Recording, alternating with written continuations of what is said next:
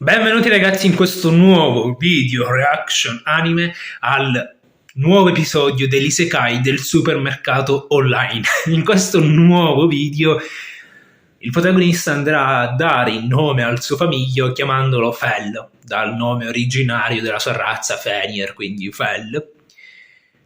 E quando inizia a camminare, inizia la sua avventura all'interno di questo mondo ufficialmente, si scopre che in realtà è una creatura leggendaria di livello tipo 900, perché alla fine di questo episodio andrà anche ad utilizzare valutazione su di lui.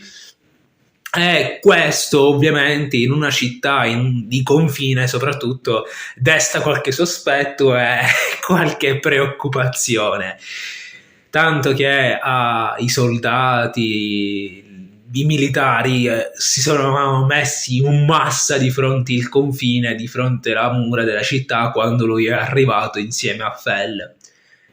Ma facendolo parlare, che si è avuto così la conferma che conosce la lingua degli esseri umani, facendolo parlare e ammettendo che non attaccherebbe nessun essere umano, infatti non attacca nessun essere umano, lo fanno entrare. C'è una tassa per farlo entrare, ma non preoccupatevi, perché in questo mondo, dopo questo episodio, penso che non ci sia nessuna preoccupazione per il protagonista, per i soldi. Cioè, potrebbe diventare davvero ricco in qualsiasi istante.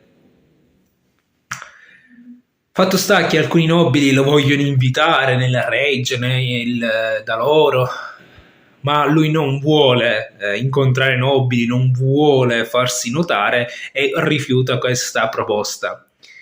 Non so se questo avrà ripercussioni in futuro nella storia. Fatto sta che la Gilda, gli avventurieri che l'hanno scortato, gli diranno che non ci vuole molto che la notizia raggiunga anche il re stesso. Inoltre si va ad iscrivere all'interno della Gilda dei mercanti e nella Gilda degli avventurieri. Si iscrive per non dover più pagare la tassa per entrare nelle città, nei vari regni, e poter iniziare a viaggiare insieme a Fell. Come mercante inizia dal grado più basso, che è quello di ferro, e comprando a 5 monete di rame chili di sale e chili di pepe li rivende. 5 monete di rame diventano 15 di oro, e lui potrebbe fare questa cosa distruggendo letteralmente il mercato che ci sta dietro al prezzo di sale, di pepe o di qualsiasi prodotto di lusso che lui potrebbe comprare a meno dal supermercato online e rivenderlo a di più all'interno di questo mondo.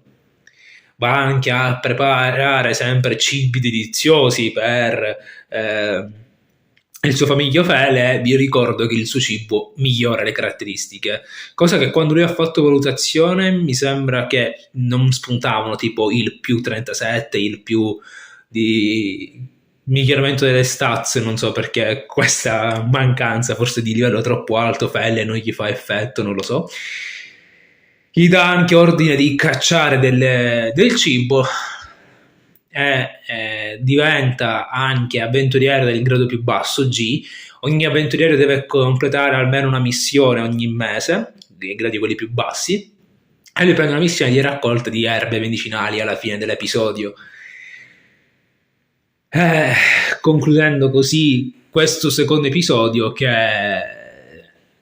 immette ancora più hype per il futuro. L'hype che adesso ho di più all'interno di questo episodio, all'interno di quest'anime, è scoprire la reazione del re, scoprire la reazione dei nobili o dello stesso eroe che è stato evocato quando verranno a sapere il mostro con cui ha stretto un contratto, e se in futuro ce ne saranno altri.